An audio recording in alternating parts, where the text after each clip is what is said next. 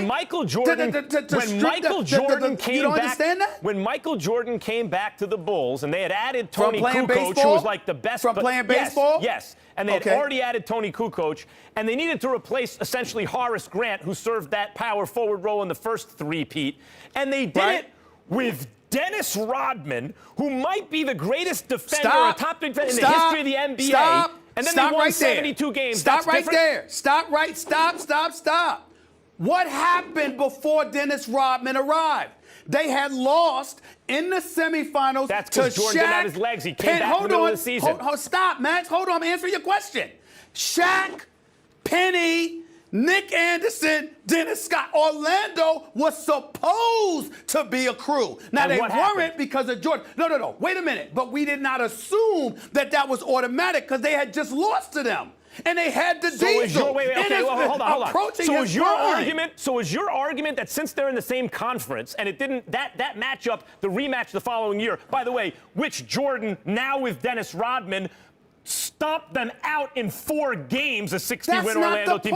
But the point is, since they're in the same conference, the playoffs are better for you. But if they were to meet in the finals, had Orlando been in one conference and the Bulls in another, that would have been terrible. I'm talking about competition. I'm saying to you, stop coming to me with the results retroactively. I'm saying, at the time that Michael Jordan went out there and got Rodman, they needed Rodman in order to win because Orlando was that formidable. Are the Warriors defending champs? That's competition. Are the Warriors defending champs? It's not about the Warriors. It's that Oklahoma City disappeared. Because it's Oklahoma City disappeared. If it's in the same conference and it occurs in the conference finals, somehow that's fine with you. You don't want to listen. You don't want to listen to. You keep going over my point. You're going over my point. I'm saying to you, ignore the Warriors. Ignore the Warriors. The competition that they had evaporated because one dude decided to leave and join the Warriors. What I'm telling you is, now listen to my point. You don't understand that? I'm addressing your point. If you would listen to mine, the competition, the real competition, is in the finals. That's what people are interested in, and that's where they face their real obstacle. So you're mad because the conference competition went down. Max, where were you yet? But the finals competition went up. Which Game 7 were you at last year? Both. Western Conference Finals and Finals.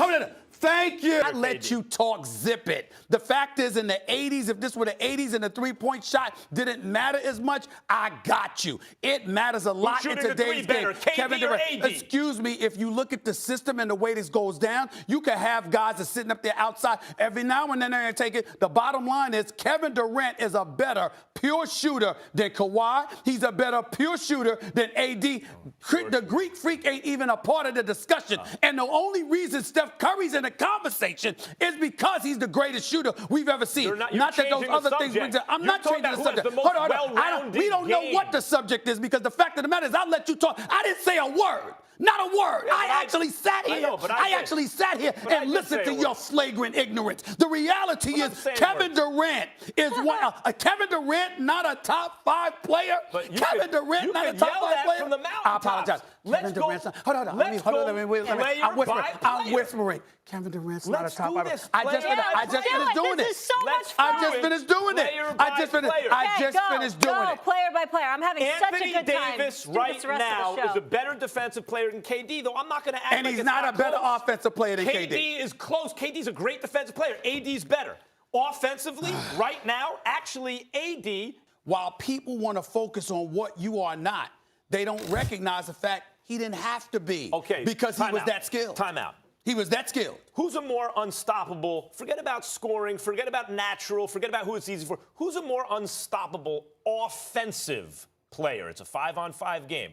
LeBron James or Kevin Durant? Kevin Durant. Incorrect. Kevin Durant. LeBron James is a far more unstoppable what are you watching? Offensive player. Far more unstoppable. That's a joke. That's a joke. Offensive player. Excuse me, I didn't stutter. Not just shooting. I didn't stutter. Not just scoring. You didn't ask me about a jab or a body shot. You asked me about a jump shot. You asked me about basketball. Let me tell you something right now. Kevin Durant is 6'11", who can pull up from 40. Okay. This brother is on that level. I'm talking about offensively. Now, if you want to tell me that LeBron James, from a physical, he's big and he's unstoppable because he can get to the basket anytime he wants to. Kevin Durant, 6'11", and he can shoot from three. You're asking me. You're acting like Kevin Durant ain't even in the conversation. LeBron doesn't have the offensive skills that Kevin Durant has.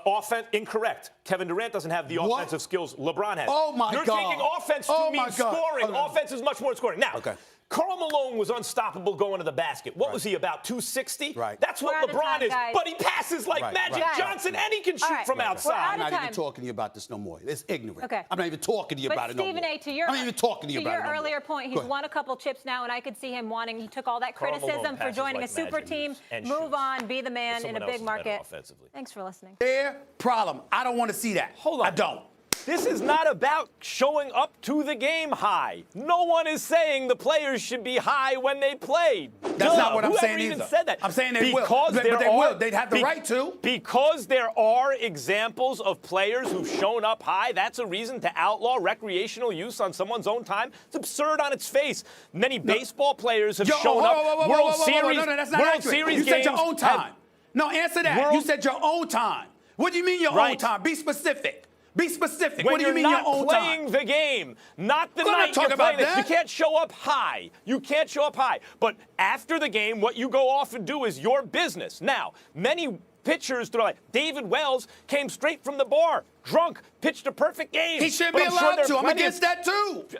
Of course, but that doesn't mean that you say they can't drink alcohol on their own time, particularly a league that is in bed with companies that peddle alcoholic beverages. It is absurd, if that's the standard, that especially once marijuana is legalized, to set, if the bar is alcohol, marijuana passes that threshold. Every credible peer-reviewed study ever done will tell you alcohol is worse societally and for the individual it certainly is no better than weed. In fact, it's usually worse, according to every study ever done. So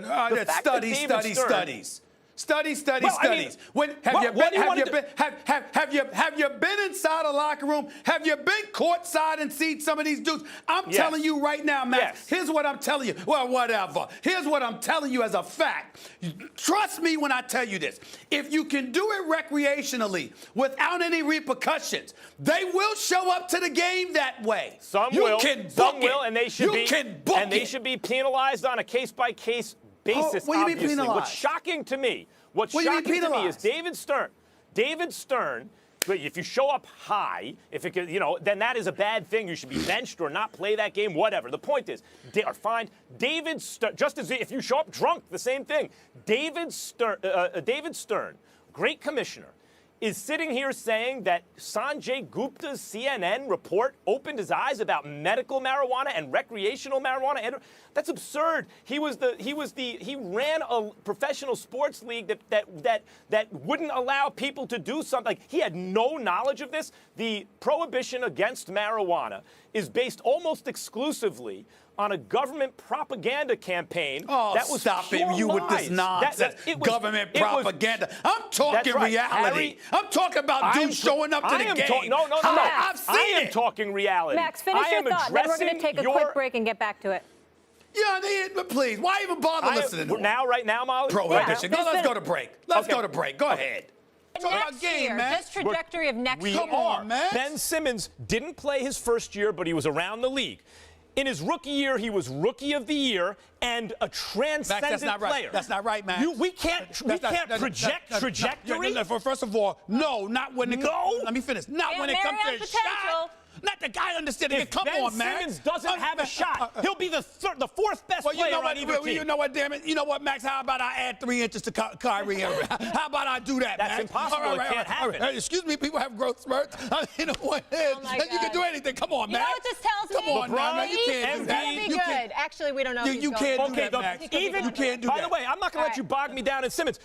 LeBron is one, Embiid probably two next year. They got the best two players on the floor. I'm saying you get to add LeBron to these Sixers. Yes, I did it. I get to add Kyrie and Gordon to Boston. Not to last year's Sixers, to next year's Sixers. Jump shot to Ben Simmons. Guess what? This is over.